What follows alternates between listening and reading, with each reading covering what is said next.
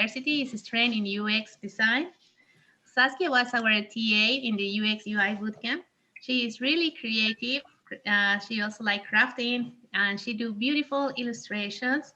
And she has a personal touch to make you feel comfortable. And she's also a good listener and knowledgeable in different aspects. So it's great to listen her about this awesome topic.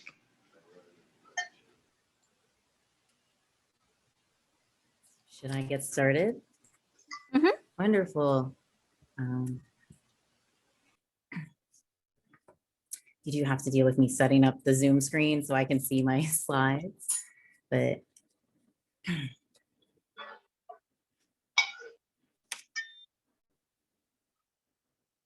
okay. Welcome to Neurodiversity as a Strength in UX Design. My name is Saskia Mick. Thank you so much for having me today. I'm really passionate about these topics. Also, this is my first time giving like a talk, so I hope you'll excuse me if I get like a little nervous and stumble on my words, but I think it's going to be a fun night. I made a little agenda for the talk today. I'm going to introduce what neurodiversity is. We're going to cover the curb cut effect, why I think diversity strengthens design, some best design practices and how to be a good ally, and then we'll have some time for questions. Before we start, this talk is based on things I have personally experienced or read about. Neurodiversity is a broad range of experiences.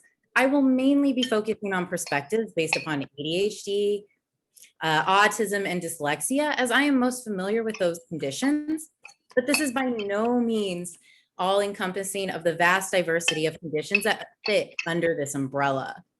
I hope this 20-minute talk will be a good starting point into thinking about this topic, but is by no means an end all be all. So what is neurodiversity?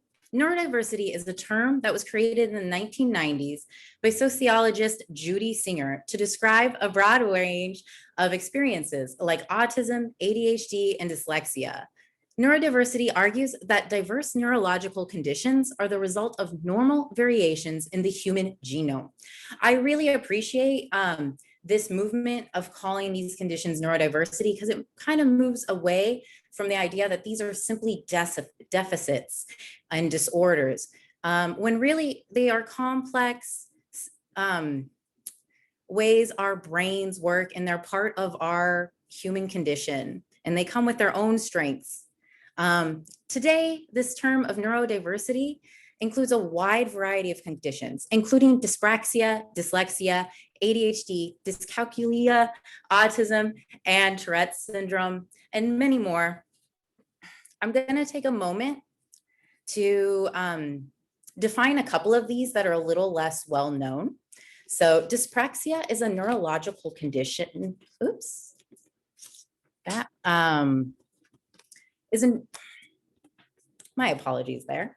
So dyspraxia is a neurological condition that affects fine and gross motor skills.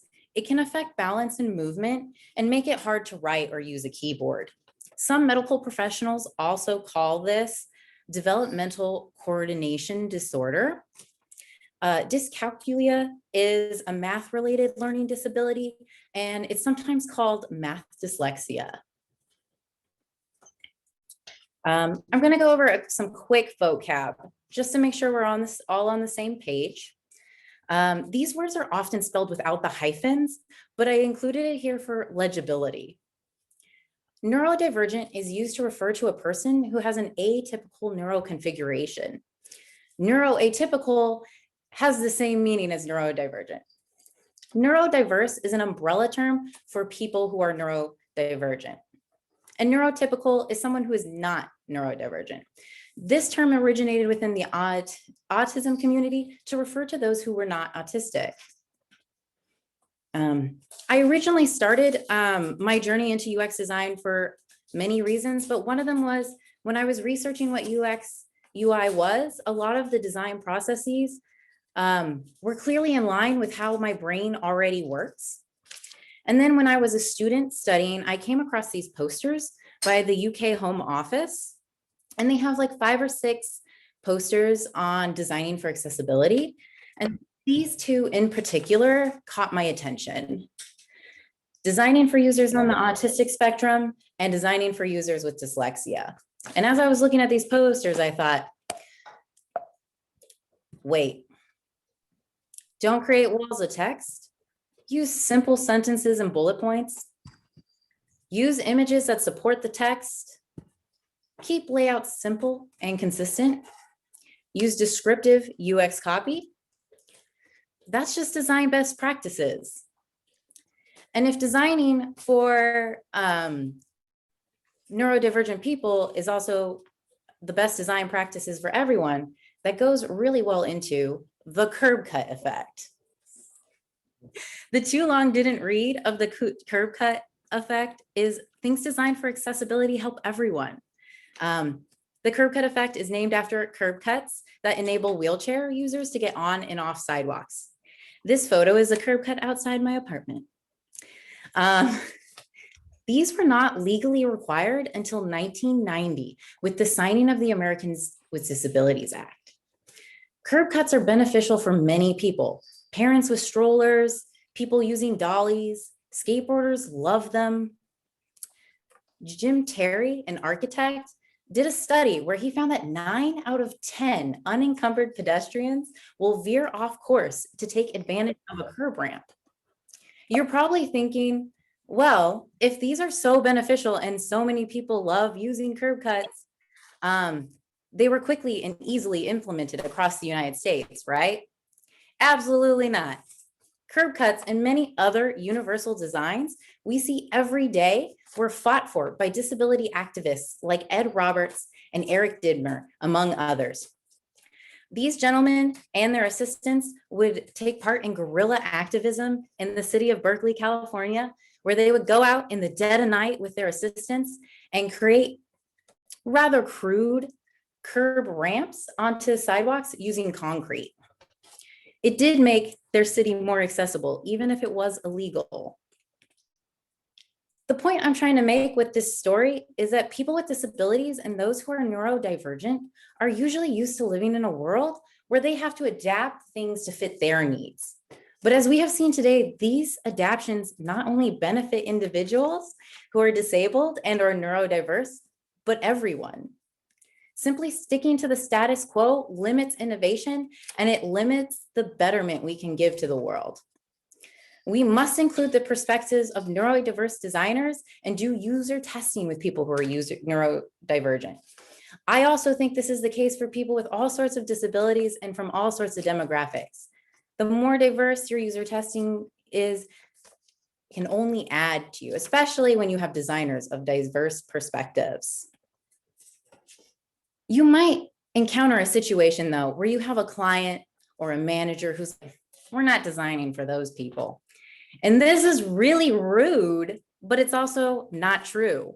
1 in 5 people are neurodiverse. That's about 20% of the population. And this is a world statistic, not just the US. Neurodiverse people are found across all demographics and all positions. No matter what you are designing, you are designing for neurodiverse people. And as I said in the previous slide, designing for accessibility makes your product easier to use for everyone. I'm going to talk about some strengths found among people who are neurodiverse. We hear so much about the deficits, and ADHD literally has the word deficit and disorder in it. So we don't really know a lot of us don't know what the strengths are, but there are a lot. ADHD has been called the adventure gene, the inventor gene. People with ADHD are more likely to take risks. They're creative thinkers and they're quick to identify patterns. People with autism are known to have great attention to detail, strong observational skills, and methodological thinking. 35% of US entrepreneurs are dyslexic compared to 5 to 10% of the total population. If you think of the kind of words that are associated with entrepreneurs, it's usually things like risk takers, calculated thinking, creative problem solving. I'm not quite sure. We don't have a lot of studies on why there are so many entrepreneurs with dyslexics. I can't tell you if it's people adapting to a culture that is so written word based, or if there's something innate there, like what I suspect with ADHD and autism. But across the neurodiversity umbrella,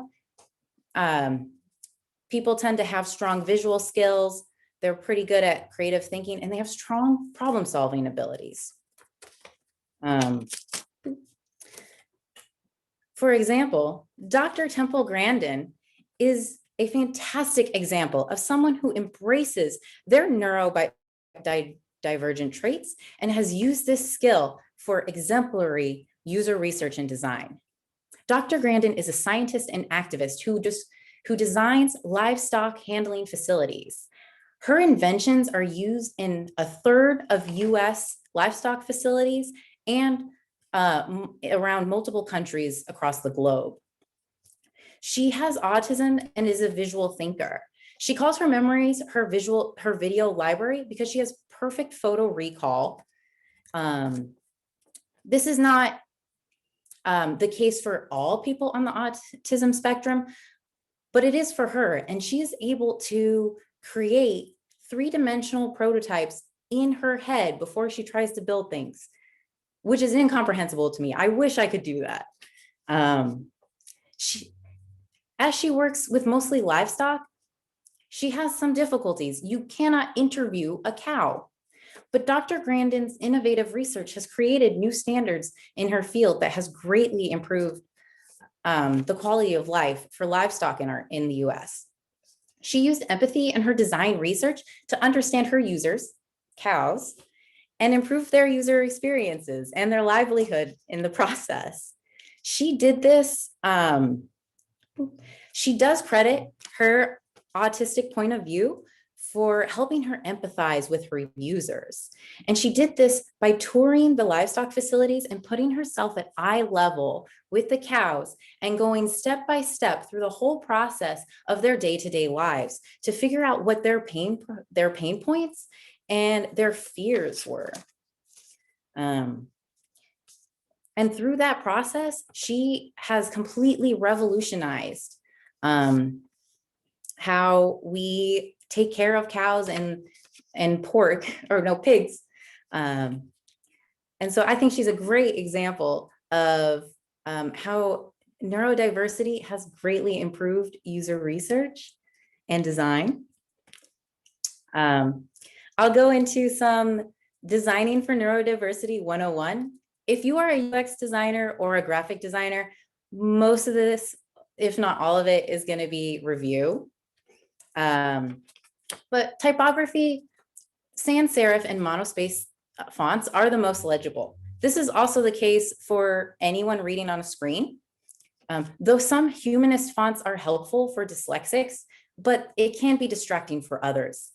The example here is Comic Sans.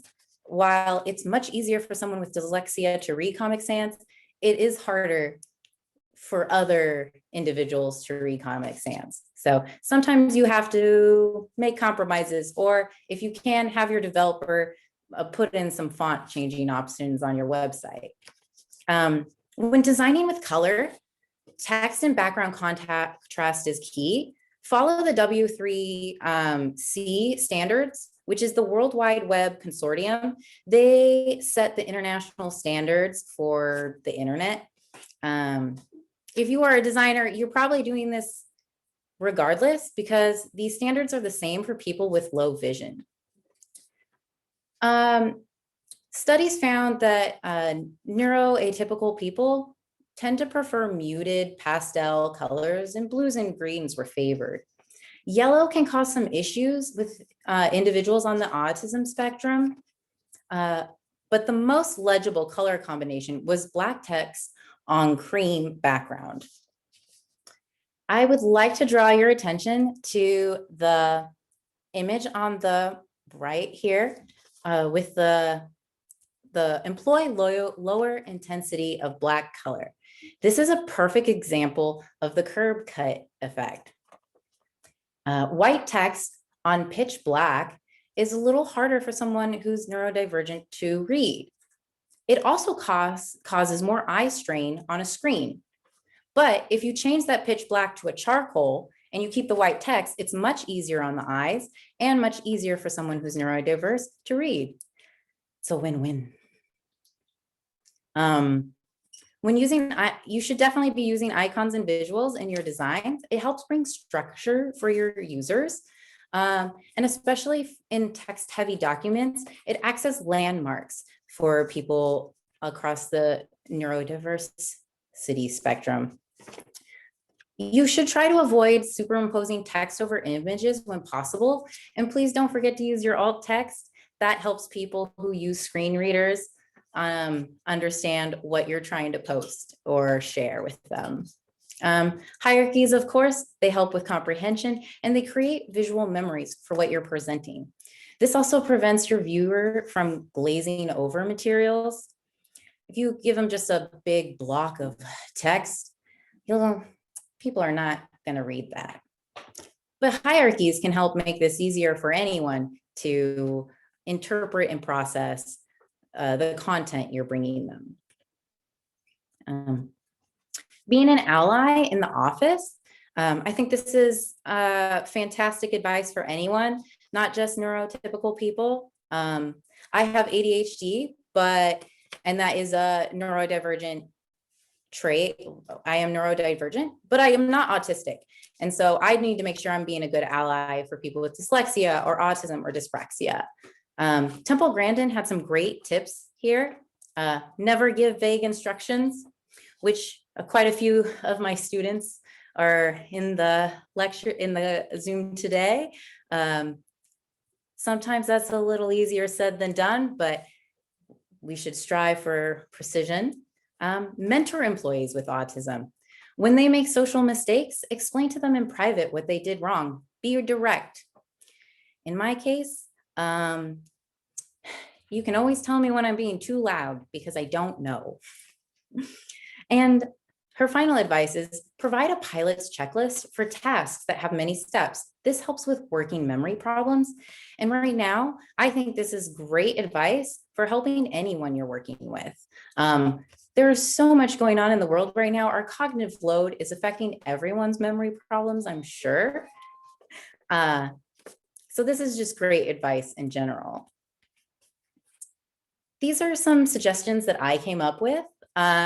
If you have a DEI rep in your HR, they would be a good person to consult. But if appropriate, ask what accommodations they might need.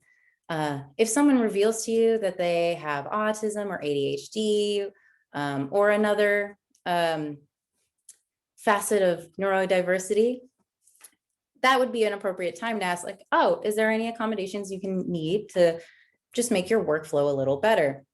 I think the most common accommodation I see, especially with ADHD and autism, is using headphones in the office. They help reduce distraction, can reduce sensitivity to audio stimuli, and help the individual focus on their tasks. My next suggestion is to try to fight one's own assumptions. And I think this is really difficult for everyone, including us UX designers, where a huge part of our job is confronting our own biases.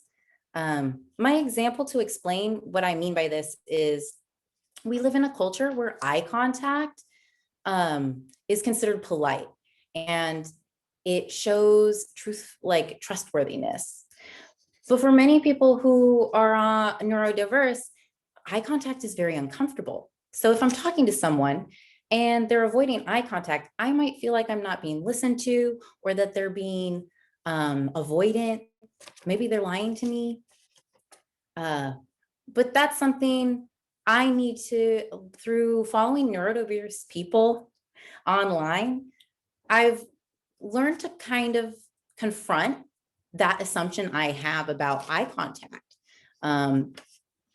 It could be for completely different reasons. Maybe the sun is in their eye, or they just have a really hard time making eye contact due to neurodivergence, or they're from a culture where eye contact is not common. I'll reiterate, follow neurodiverse people online. I'm partial to Twitter. TikTok is also really good. I have started following so many different people on Twitter who just have completely different life experiences than I do, and I have learned so much. I've also learned a lot about my own ADHD from following people who have ADHD and tweet about it. I think Twitter is a really valuable resource for learning how other people think and feel and what their life experiences are. Another thing that is sometimes easier said than done is cultivate a culture where asking questions is okay. I think sometimes we're afraid to get clarity on a subject because we're afraid of looking less than on top of things. But maybe we can work on cultivating a culture where asking questions is okay, and that's going to help everyone feel more confident at work. This one, embrace nonverbal communications. For a lot of people who are neurodivergent, face-to-face communication is really difficult. Slack is a fantastic resource that I've seen more and more workplaces using. I especially like Slack because if someone asks me a question or wants an update, I can go through what they wrote to me, make sure I understand what they're asking me, and make sure I answer each point that's been asked. Trello's a really helpful app for a lot of people in their productivity workflow. I love Post-it notes. And then an idea that I came across while researching for this talk was self-authored user manuals. This came from an article about Ultranauts, which is a software testing company where at least 75% of their employees are on the autism spectrum. And one of their employees said that he wished that people came with user manuals. So that's exactly what the company did. They made an opportunity for their employees to write their own user manuals for their coworkers and their managers. I would love to do this. I would love to have a little one-page sheet that says, this is my ideal workflow. This is how I deal with conflict. This is how I like to receive critique. I wish I had this when I worked in an office because I had Post-it notes everywhere. If my task was interrupted or I didn't finish before my end of the day, for my needs, I would write down what the task I didn't finish was, why I didn't finish it, and what I needed to do to finish it. My boss, who sat behind me, started writing answers on my Post-it notes. She thought they were for her, and I probably came across as incredibly passive-aggressive. But really, I was just building up safeguards for myself to keep me on track. I wish I had my own little user manual to give her. Tips for neurodivergent folks. I have to admit, this was the hardest slide for me to write, in part because typically when my friends and I are giving each other advice, it's very situational and dependent on our needs or what our conditions are, our flavor of neurodivergence, if you will. So you might already follow a lot of these things and they're a little vague, but if you don't know your learning style, figure it out. This is a great way to figure out how you process information. If you're a visual learner, you might benefit from having written step-by-step instructions. If you're an audio learner, maybe having some voice memos or learning new concepts through podcasts is the best for you. Some people learn by verbalizing their thoughts, and maybe you need to bounce off ideas with a peer. I also think knowing your learning style can help you figure out what your possible sensory sensitivities are and to plan for that. I am a visual learner. Part of my ADHD is an audio processing disorder. So I do have issues with audio stimulation, and I am sometimes sensitive to it. And since I know this, I can plan to prevent problems. I have very good headphones that I take with me everywhere. Something that's been really beneficial to a lot of people I know is find a support group online or in person, pandemic pending. And follow other neurodivergent people online. It not only will help you understand yourself better, but you'll also understand people with different flavors of neurodivergent better. Be kind to yourself. We hear a lot about what our deficits and our weaknesses are, but all of us have strengths. And being neurodivergent means we have some really interesting strengths. And I'm sure there are quite a lot of neurodivergent folks in the Zoom today, and I'm sure you all have accomplishments to be proud of. So be kind to yourself, especially right now with everything. And finally, everyone is struggling with the pandemic, work from home life. Share your productivity tips with your neurotypical friends. They're not used to this much cognitive overload. They need your help. Your coping mechanisms that you've developed are now very valuable assets to share. I would just put this in here. I don't know if the gentleman in this meme is neurodivergent or not, but I think this is a very creative solution to maybe some impulse control issues or distractibility that needs to be kind of reined in to complete a task. And I will definitely be stealing this idea in the future. I wrote a small list of some main takeaways I hope you got from this talk today. Designing for accessibility helps everyone, and diverse perspectives improve our designs and our lives. User testing should include neurodiverse people as well as people with disabilities in general. Neurodivergent designers have valuable perspectives and skill sets. And even though everyone needs differ, we can find ways to include and foster each other's creative and professional growth. Were there any questions? Oh, there are tons. Actually, Nimartha gonna take the lead. Okay, I'll go to this. Also, you can find me on the internet. That's a good photo, Saskia. That's my first day working with you, actually. That's from my first day. Oh, wow. Okay. Sanju took it. But yeah, feel free to contact me if you have any questions or you're curious about like my coping mechanisms, or if you think I missed something glaringly obvious, please feel free to email me or DM me on Twitter. Sure. Nimartha, go ahead. Sounds great. Actually, I think Carolina is asking the questions. I'm going to let her continue. Okay, thank you, Nam. Thank you, Munasir. Thank you, Saskia. Very interesting. Yeah, you have really great comments here in the chat and also some questions about your topic. One of them is like, what is a great example of the product or maybe an app which make a lot of neurodiversity users?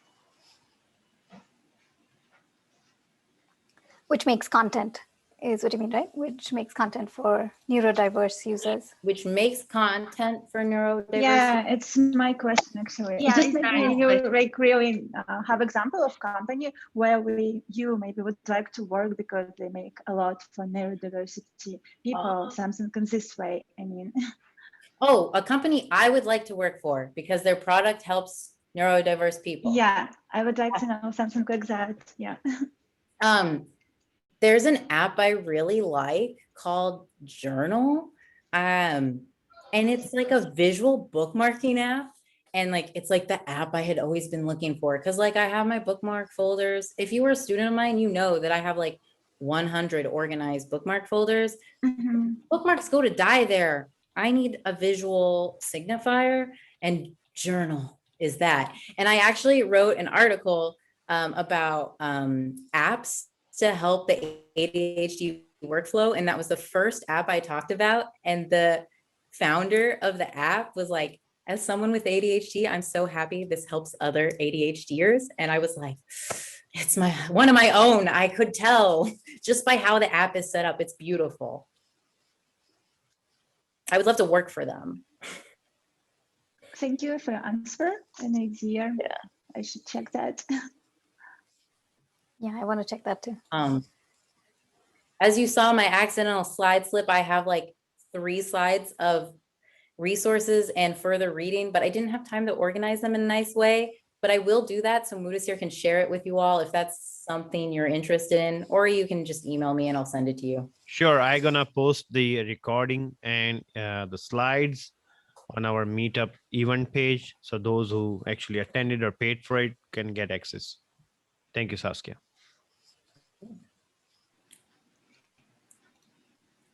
Sounds great. I think we have one more question, which is, do you have any recommendations of how we can design for neurodiversity when working on a civic tech, like a government website, which typically tend to be very information and text heavy? Do you have any recommendations of how to work with those? That is difficult when you have to like manage a lot of content. My recommendations is like really work in those hierarchies, break things up into sections. So if you have like one page with a lot of information, break it up, get those headers in, make those headers consistent, use some descriptive headlines there so that people can quickly scan for what they're looking for. I actually helped someone navigate their health insurance recently. I'm really good at Googling and searching things, if you get me on like a roll. And she could not figure out her health insurance, how much she had to pay or what her benefits were. And it was so confusing. It was just like one long thing of text. It could have easily been broken up into like sections and different categories. If it's appropriate, add some images in there, maybe some illustrations. Try to make those illustrations like make sense to the topic. Don't have it kind of something random and pretty. Have it something relating to the topic. Like if it's WIC benefits, maybe have a picture of a family and some kids, and then maybe like a cartoon milk jug. And then those are kind of used for visual landmarks. So when any user probably is looking for something, they'll stop at those visual landmarks. And then if they read the content, leave and come back, they'll be able to find what they needed in the past because of those visual landmarks. Okay, thank you, Sas. So visual also helps to chunk the information and make pieces more readable, even in neurodiversity. Yes, I've read with people on the autism spectrum, you really should make the visuals relate to the content. I know there's like a trend to add like pretty decorative elements. I think this should be avoided unless that's like a huge part of like your client's branding. But yeah, those visual elements can kind of help make concepts clearer to people. And then they also act as kind of like bookmarks. Okay, cool. One more question, Saskia. Have you seen these websites? They have the icon for accessibility and you can configure different color of the background or different typography. Did you recommend this practice or what's your opinion about it? So when I first saw those, I was extremely excited about them. I posted about it on LinkedIn, and a connection of mine who is a disability activist who uses a screen reader said, yeah, never use that unless you want a lawsuit. If you Google those accessibility overlays, you will see a lot of lawsuits. I have a lot of thoughts on that. I think there's like some pros to it, like being able to make text bigger, and then like changing the contrast stuff. Like that's really wonderful to have as an option. The problem is this is a new thing for your users to learn. I've seen several different overlays. They're not clear what they are. There's nothing to prompt a user to click that open. I click things open because I'm a user experience designer. I'm like, what the hell does this do? Yeah. Especially for non-digital natives, they're not going to know how to use those. And you're making your users with disabilities learn new ways to interact with the website. Also, I know there's a screen reader option on all of those. It doesn't work. There's no way for a screen reader to read overlays. Oh, that's true. So- It didn't read the bottom of accessibility. It reads the information, but not the bottoms. Yeah. Yeah, it's so true. you have a nice pretty visual that says, we accommodate blind people. That does not accommodate blind people. Yeah, true. Totally true. Yeah. Okay. So I think they're cool, but I don't think they're usable where they are right now. And I don't think AI alone can, because these are all AI run like accessibility scanners. And I think that's great for some things, but not everything. And I think people could come up with solutions to make them work, but right now I would avoid it, especially if you don't want to get sued. Wonderful.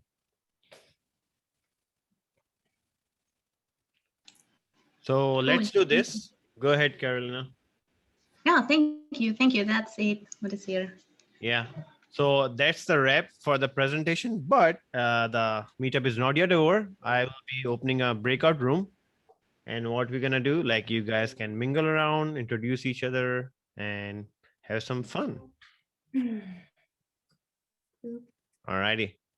And if you guys need any help, I'm available in the main room.